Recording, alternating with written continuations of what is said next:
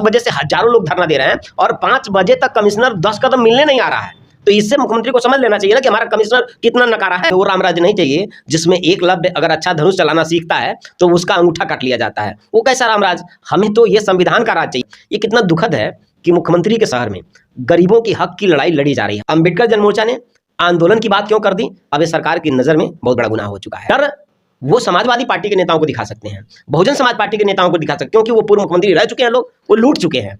तो लूटे हुए लोगों को आप डर दिखा सकते हैं, लेकिन श्रवण कुमार निराला को कैसे आप डर दिखाओगे? मैं तो गरीब आदमी हूं। वो सरकार ने कहा कि भाई आपने रैली किया, आप पैसा कहां से लेके आए? मैंने पूछा सरकार से कि भाई आंदोलन में पैसा लगता कहां, सिर्फ हमको ये बता दीजिए।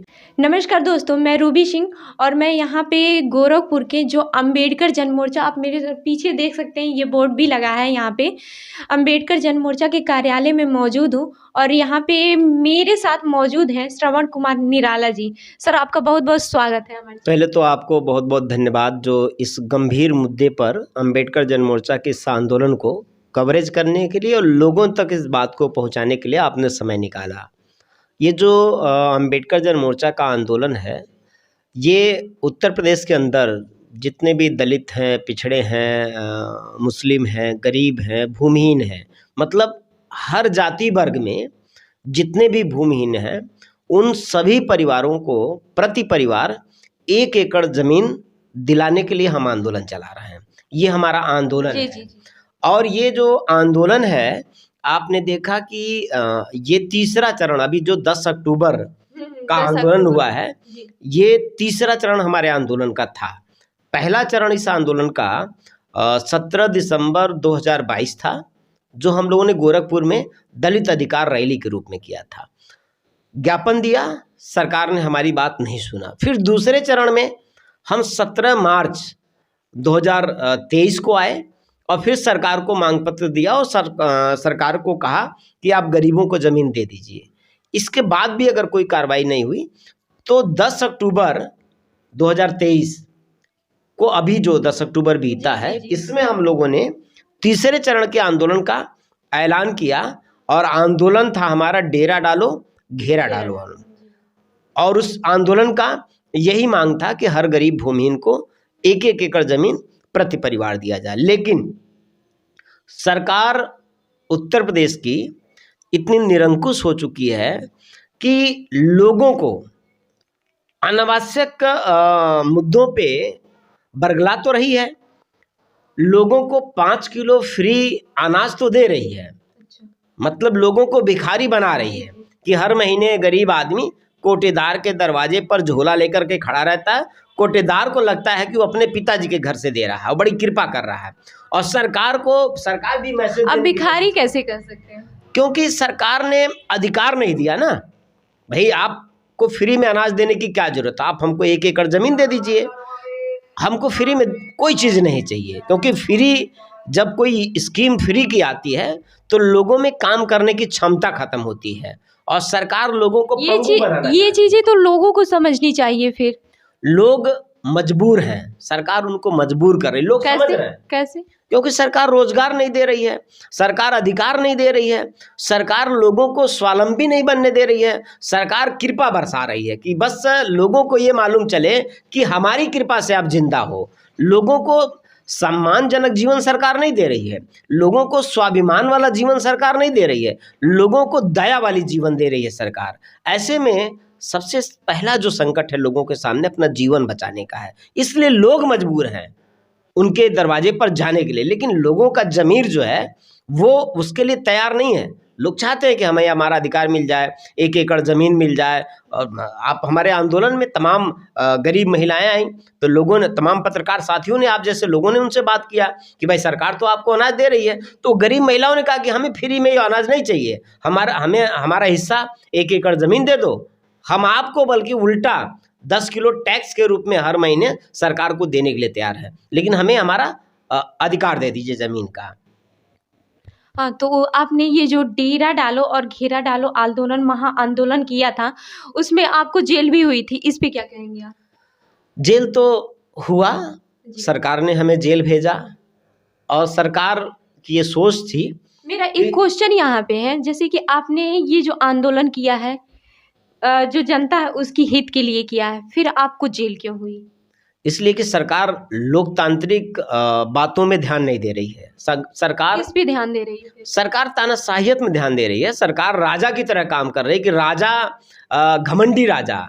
अच्छा, मेरा एक और क्वेश्चन कि है, कोई, ये आप तानाशाही जो है कि मैंने कई लोगों का इंटरव्यू लिया जहाँ पर ये लोग कह रहे हैं जो ये सरकार है वो तानाशाही सरकार है, तो इस पे क्या कहेंगे आप? ये तानाशाहियत का ही तो उदाहरण है कि हम गरीब जनता की आवाज उठा रहे हैं, गरीब जनता की हक मांग रहे हैं, हम अपने लिए थोड़ी मांग रहे हैं। और सरकार कह रही है कि कैसे आपने मेरे खिलाफ बोल दिया, कैसे आपने जनता के अधिकार मांग दिया। तो जनता का अधिकार हमने मांग लिया तो सरकार की नज़रों में गुनाह, हमको जेल भेज दिया। हमारे साथ 12-13 लोगों को जेल भेजा और गंभीर धाराएं लगा के भेजा।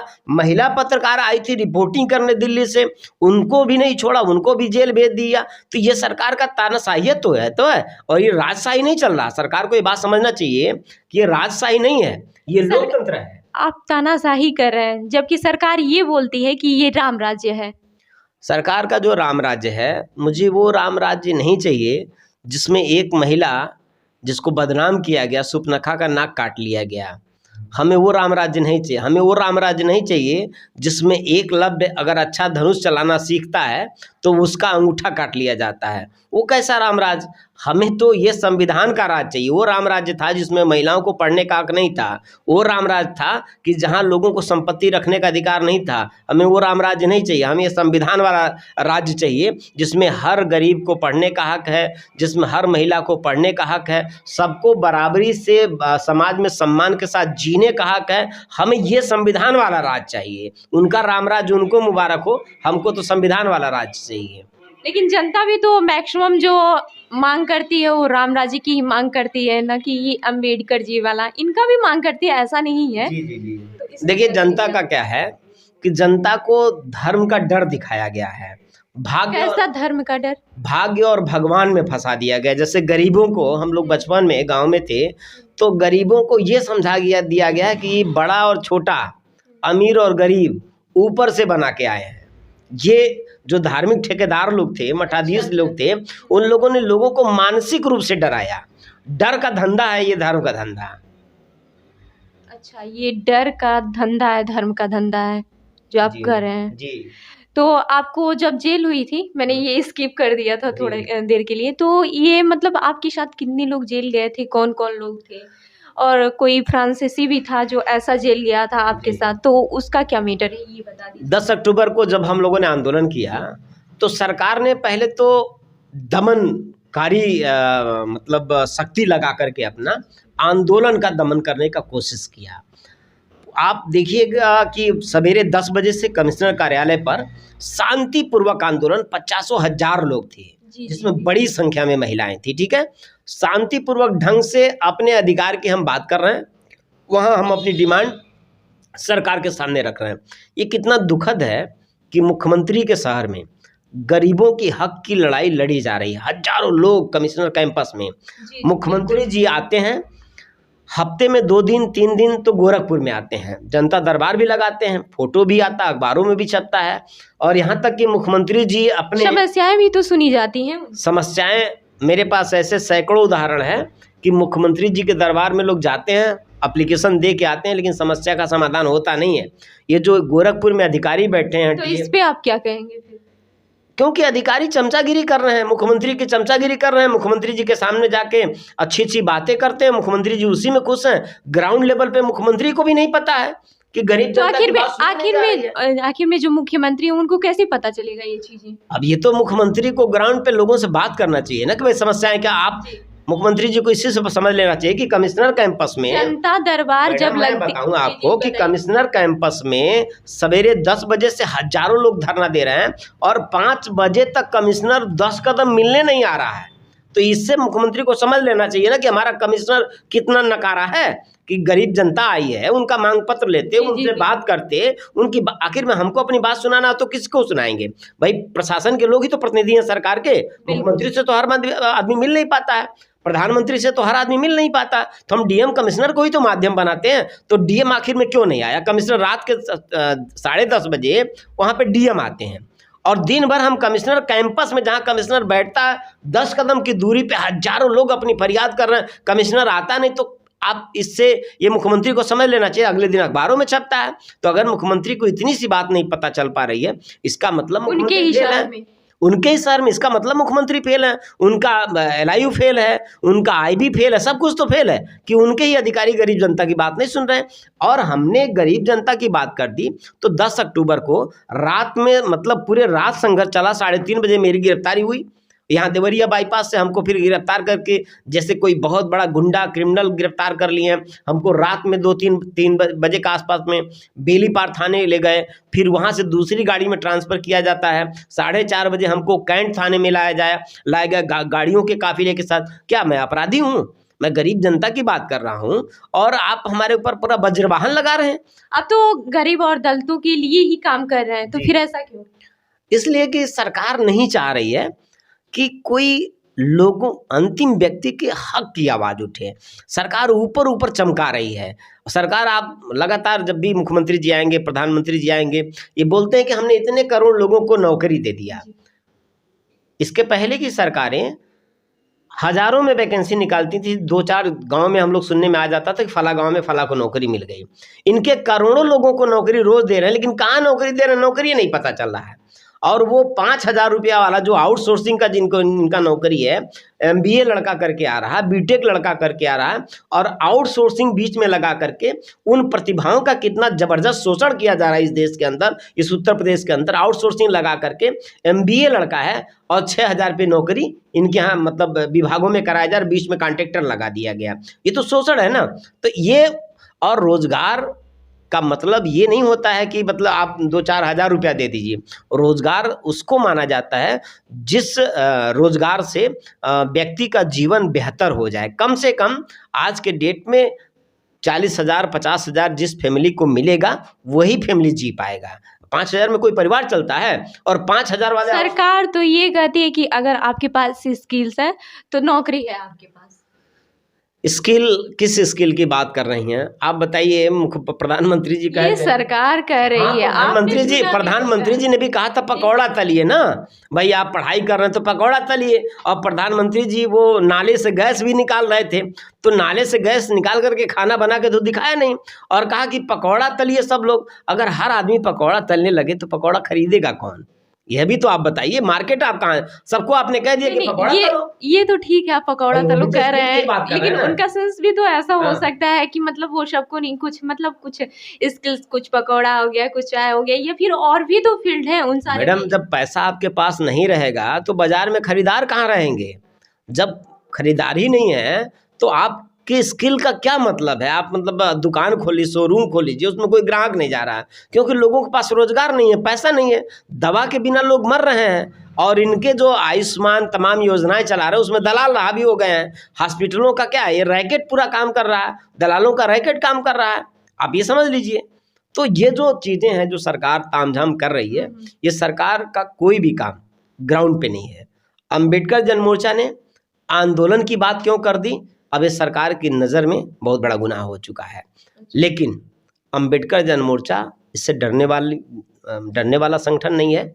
अम्बेडकर जन मोर्चा के साथ ही पूरी मुस्तैदी के साथ गरीबों का हक दिलाने के लिए, दलितों, पिछड़ों, मुस्लिम, जितने भी गरीब लोग हैं, हर परिवारों को हम प्रति परिवार 1 एकड़ ज़मीन दिलाने की जो लड़ाई हमारी, वो लड़ाई कल भी जारी थी, आज भी जारी है, और जब तक मिलेगा नहीं ज़मीन तब तक ये लड़ाई जारी रहेगी। उसी क्रम में अब हम लोगों ने निर्णय लिया है, सरकार ने कहा था। अच्छा, जब आपने ये मोर्चा निकाला था तो उस समय प्रधानमंत्री नहीं, मुख्यमंत्री का भी बयान आया था जी। तो उस पे क्या कहेंगे आप? क्या बयान आया? इसी सवाल की बात है कि जब हम लोगों ने 10 अक्टूबर को आंदोलन किया, 1 हफ्ते बाद मुख्यमंत्री का भी बयान आया। ठीक बात आपने कहा, 1 हफ्ते बाद मुख्यमंत्री का बयान आता, कहते हैं कि हम 2 महीने में 1.25 करोड़ लोगों को जमीन देंगे।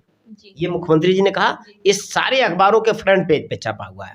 लेकिन 2 महीने, अक्टूबर, ये दिसंबर बीतने जा रहा है, 2 महीने में कोई भी कार्रवाई, किसी भी तरह की कोई कार्रवाई सरकार के द्वारा नहीं किया गया। तो 2 महीना इनका बीत रहा है और तीसरा महीना हमारा शुरू होगा।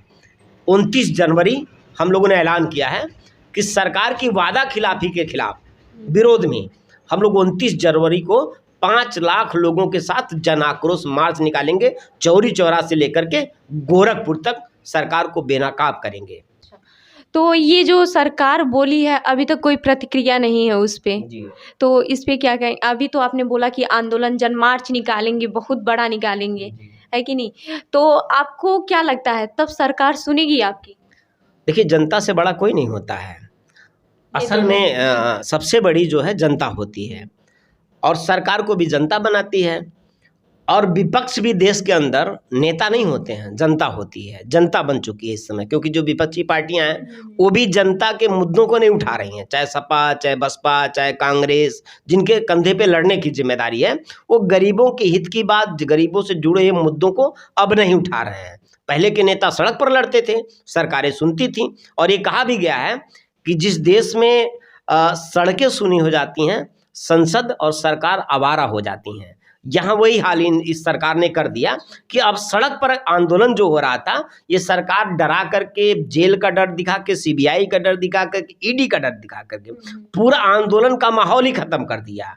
तो डर वो समाजवादी पार्टी के नेताओं को दिखा सकते हैं, बहुजन समाज पार्टी के नेताओं को दिखा सकते हैं, क्योंकि वो पूर्व मुख्यमंत्री रह चुके हैं लोग, वो लूट चुके हैं। तो लूटे हुए लोगों को आप डर दिखा सकते हैं, लेकिन श्रवण कुमार निराला को कैसे आप डर दिखाओगे? मैं तो गरीब आदमी हूँ, मेरे पास तो कुछ ही नहीं है, और नहीं तो मेरा सरकार ने मेरा घर सील किया था। अभी जब मैंने अच्छा, आपका घर भी जब मैंने 17 दिसंबर को आंदोलन किया था, तो उसके बाद सरकार ने हमारे आंदोलन को रोकने के लिए हमारा घर सील कर दिया। भयंकर दिसंबर में भयंकर ठंडी थी, उस ठंडक में हम घर से बाहर थे, हम हाई कोर्ट से जाके अपना घर छोड़ा के लेके आए हैं। भाई सरकार तो गलत आरोप लगा रही ना, तो गलत आरोप लगा के हमारे सामने टिक तो पाएंगे नहीं। अच्छा, घर क्यों सील की थी? वो सरकार ने कहा कि भाई आपने रैली किया, आप पैसा कहाँ से लेके आए? मैंने पूछा सरकार से कि भाई आंदोलन में पैसा लगता कहाँ, सिर्फ हमको ये बता दीजिए कि भाई एक मुद्दा है जमीन, एक गरीब जनता को जमीन नहीं मिला, इसके लिए मैंने उनको बताया कि भाई जमीन में आपका भी अधिकार है। वोट के मामले में सब बराबर हो गए, एक एक वोट सबका बराबर वैल्यू है। तो जब वोट के मामले में हम बराबर हो गए, तो जमीन तो प्राकृतिक संपदा है ना, तो हमको जमीन में हिस्सेदारी बराबर की क्यों नहीं मिली? तो मैंने जनता को समझाया कि भाई जमीन का हक आपको मिलना चाहिए, ये आपका संवैधानिक अधिकार है। ये मैं कोई हवा में नहीं बोल रहा हूँ, ये बाबा साहब डॉक्टर अम्बेडकर के विचार हैं, ये मानवर कांसीराम साहब के विचार हैं। तो मैंने उनको समझा दिया। अब जनता, कोई बड़हलगंज से आया, कोई बनारस से आया, या कोई गोरखपुर देवरिया से आया, महाराज 20 रुपया बस का भाड़ा लगा, टेम्पू का भाड़ा वो खुद लगा के आए, उसमें श्रवण कुमार निराला ने तो पैसा दिया नहीं। तो आंदोलन में पैसा लगता कहाँ? 10-5 बैनर बने होंगे, 100 रुपये के तो आजकल बैनर बनते हैं, तो 500 रुपया, 1000 रुपया का खर्चा हुआ। तो 1000 रुपया खर्चा के लिए कौन सा हम आपको इनकम टैक्स का सर्टिफिकेट दिखाएं कि हम कहाँ से 1000 रुपया जुटाए? तो 1000 रुपया के अलावा आंदोलन में खर्चा कहाँ? सरकार बोलती है लाखों रुपया खर्चा।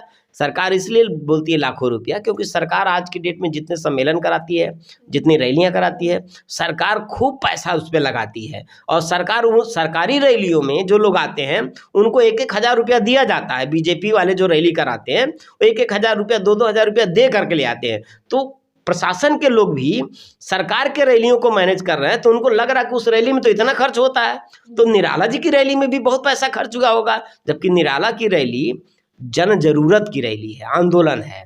निराला का आंदोलन गरीब जनता का आंदोलन, हक का आंदोलन है। गरीब जनता को उम्मीद जगी कि अंबेडकर जन मोर्चा हमारी लड़ाई लड़ रही है और अंबेडकर जन मोर्चा जीतेगी तो हमको 1 एकड़ जमीन मिल जाएगा। तो वो अपने लिए आए थे लड़ने, वो मेरे लिए नहीं आए थे लड़ने, वो गरीब जनता। तो उसमें पैसा लगा नहीं। तो सरकार ये पूछती है कि आप पैसा कहाँ से लाए? मैं पूछता हूँ कि आंदोलन में पैसा कहाँ लगता है, ये बता दिया जाए। मेरे समझ से तो पैसा लगता नहीं है, यही सरकार का आरोप है। अच्छा, तो क्या लगता है जो 29 जनवरी को महा रैली होने वाली, महा आंदोलन होने वाला है, इसमें 5 लाख लोग आएंगे? 5 लाख लोगों से ज़्यादा लोग आएंगे। ये आंदोलन अब जनता का आंदोलन बन चुका है। ये जो संख्या है ना, 5 लाख लोग, ये काफ़ी छोटी संख्या नहीं कह सकते, ये काफ़ी बड़ी संख्या है और इतनी मात्रा में लोगों को इकट्ठा करना इसलिए बहुत बड़ी बात है। इसलिए कि आज आप किसी भी गांव में चले जाइए, नॉर्मल किसी भी गांव में चले जाइए, तो 90% लोग भूमिहीन हैं, जिनके पास जमीन नहीं है। 10-15% लोगों के पास जमीन है। वो हर जाति वर्ग की मैं बात कर रहा हूँ। अभी जो मैंने 10 अक्टूबर को आंदोलन किया, तो ये मत सोचिए कि सिर्फ दलित परिवारों की महिलाएं आई थी, पिछड़े समाज की महिलाएं नहीं, मुस्लिम समाज की नहीं, अपर कास्ट की भी महिलाएं आई थी। उसमें ठाकुर घरों की महिलाएं उस आंदोलन में आई थी, ब्राह्मण परिवार की महिलाएं उस आंदोलन में आई थी, क्योंकि सारे ब्राह्मण थोड़ी अमीर हैं, सारे ठाकुर थोड़ी अमीर हैं, सब लोग थोड़ी लैंडलॉर्ड है यहाँ पे, क्योंकि हर जाति हर वर्ग में गरीबी है। तो वो हमारा जो आंदोलन है उन सभी गरीबों के लिए है। तो इसलिए ये जो आंदोलन में आप संख्या की बात कर रहे हैं, जब हर गांव में 90% लोग उस समस्या से पीड़ित हैं, तो हमारे लिए तो सिर्फ मैसेज ही देना हमको, और लोग हमारे कार्यालय में हर दिन सैकड़ों लोग फ़ोन करते हैं, हमारे साथियों को सैकड़ों लोग फ़ोन करते हैं कि सर कब पहुंचना है हम लोग को। तो ये आंदोलन लोगों का अपना आंदोलन है, इसलिए 5 लाख से ज़्यादा लोग इस आंदोलन में आएंगे।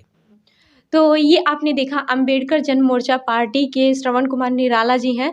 और आपको मैं बता दूं 29 जनवरी को बहुत बड़ी रैली होने वाली है, बहुत बड़ी मात्रा में महा आंदोलन होने वाला है, 5 लाख लोग आने वाले हैं। और मैं आपको ये बता दूं कि ये जो है, जो लोग आने वाले हैं, जो पिछड़े वर्ग के लिए या फिर जो दलित, जो आदिवासी हैं, जो उनके हक की ये लड़ाई लड़ रहे हैं, क्या ये सही है? आपको कैसा लगता है कि आपको क्या लगता है कि जहाँ तक ये सही है? हमें कमेंट करके ज़रूर बताइएगा। तब तक के लिए जुड़े रहिए हमारे साथ। धन्यवाद।